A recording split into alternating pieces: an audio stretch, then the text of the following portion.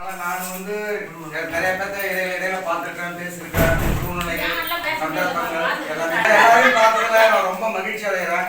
இந்த மகிழ்ச்சிக்கு வந்து ஒரு எல்லையில்லா ஆனந்தம் தான் அப்படின்னு கூட சொல்லலாம். இருந்தாலும் என்னை நான் அறிமுகப்படுத்திக்கிறேன். என்னுடைய பள்ளி காலங்கள் முடிந்து அதுக்கு பிறகு 9th 10th வடக்கண்டல், +1 +2 கள்ளக்குறிச்சி, ஒவ்வொரு ஆசிரியர், ஒவ்வொரு நண்பர்கள், அப்புறம் காலேஜ் லைஃப், அங்கே புது நண்பர்கள், புது ஆசிரியர்கள், இப்படியே என்னுடைய காலங்கள் ஓடிச்சு. புது அறிமுகம். ஆசிரியர் மாதிரியே நானும் ஒரு ஆசிரியர் தான். ஆனால் நான் எந்த ஒரு பள்ளிக்கும் போயிட்டு ஆசிரியர் பணி செய்யலை. அந்த ட்ரைனிங் மட்டும்தான், எனக்கு 2 மாதங்கள் மட்டும்தான் நான் ட்ரைனிங் போனேன். எங்கள் அப்பா அம்மா ஆசைப்பட்டது என்னன்னா, என்னை ஒரு ஆசிரியராக ஆகணும் தான். அவரு எனக்கு வந்து அந்த ஊக்குவிப்பு தான் நான் ஆசிரியர் முடித்தேன். ஆனால் எந்த ஒரு மாணவர்களுக்கும் நான் அந்த கற்பித்தல் திறனை வளர்த்து கொடுக்கல. சரி, என்னுடைய பிள்ளைகளுக்காக நான் வளர்த்து கொடுக்கணும் அப்படின்னு என்னுடைய பிள்ளைங்களுக்கு நான் சொல்லித்தரேன். இன்னைக்கு என் பசங்க படிக்கிறாங்க. அவங்களுக்காக நான் வந்து முழு மூச்சாக வந்து அவங்களுக்கு கல்வித்தரனை எப்படி படிக்கணும் அப்படின்றத நான் சொல்லிக் கொடுக்குறேன்.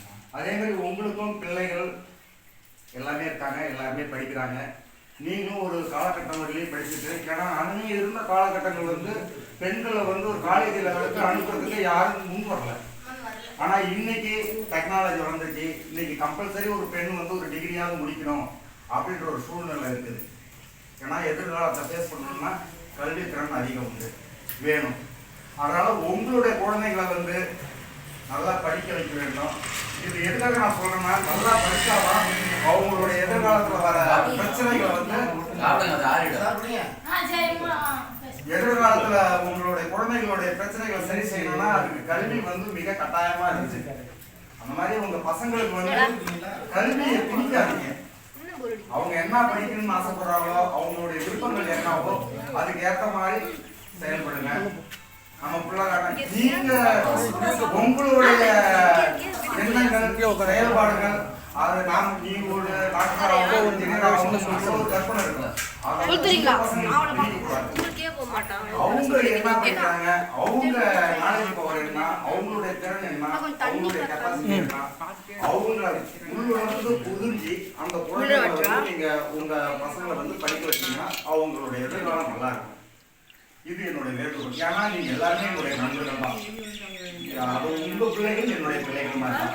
ஏன்னா நாம தான் யாரும் வந்து சரியான முறையில ஒரு படிச்சு ஒரு திறன் அடையலாம். ஏதோ நம்ம காலங்கள் ஓடிடுச்சு. வரும் காலங்களை வந்து நம்ம பசங்களை நல்லா படிக்க வச்சு மிக சிறப்பான முறையில் கொண்டு வருவீங்கன்னு நான் உங்களை எல்லாரையும் கேட்டுக்கிறேன்.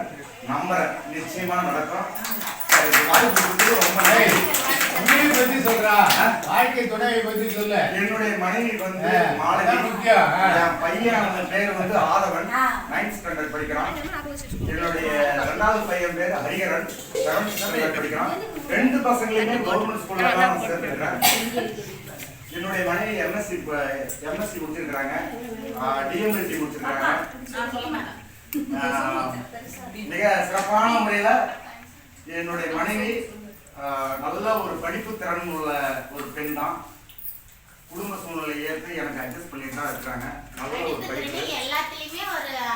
இன்னைக்கு அவங்க ஒர்க் பண்ணலான்னு தான் அவங்க போயிட்டு ஸ்கூல்ல ஒர்க் பண்ணாங்க டீச்சரா. அவங்களுக்கு என்னன்னா, அவங்களுக்கு டீச் பண்ணும்போது கஷ்டமா இருந்தது.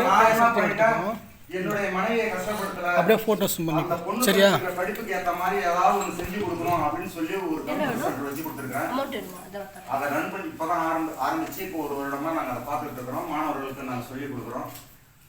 அதே மாதிரி என்னுடைய மனைவி வந்து எல்லாருக்கும் சொல்லிக் கொடுக்கணுன்ற ஆர்வமும் கற்றுக்கிற ஆர்வமும் இருக்குது. அதே மாதிரி மாணவர்களுக்கும் சொல்லிக் கொடுத்துட்டு இருக்குது.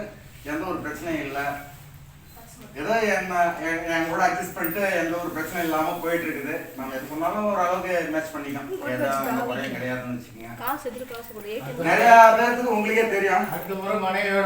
கண்டிப்பா இல்லை நீங்க வரும்னு தெரிஞ்சிருந்தா இன்னைக்கு காலையில் 6 மணிக்கே போயிடுச்சு இல்லைன்னு வச்சுக்கோங்களா, நான் நிச்சயமா போக வேணான்னு இருப்பேன். இந்த மாதிரி ஒரு நிகழ்வு நீங்க வந்து யதார்த்தமா கமலக்கண்ணன் சொன்னது எனக்கு தெரியும். இல்லைன்னா நாங்கள் வந்து ஆமா உங்களெல்லாம் பார்ப்பேன்றது நான் சாரை கூட நிறைய டைம் பார்த்து பேசியிருக்கேன். ஆனா வந்து நல்லா நிகழ்வுகள் 2-3 முறை பாக்கியராஜ் ஏற்படுத்தியிருந்தும் கூட என்கிட்ட பல முறை சொல்லியிருந்திருக்காரு. ஆனா அதை நான் வந்து காரணமா என்னால் வர முடியல. இன்னைக்கு அந்த ஒரு வாய்ப்பு எனக்கு கிடைச்சிருக்குது.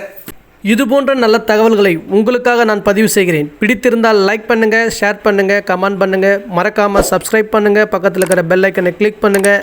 நன்றி, வணக்கம்.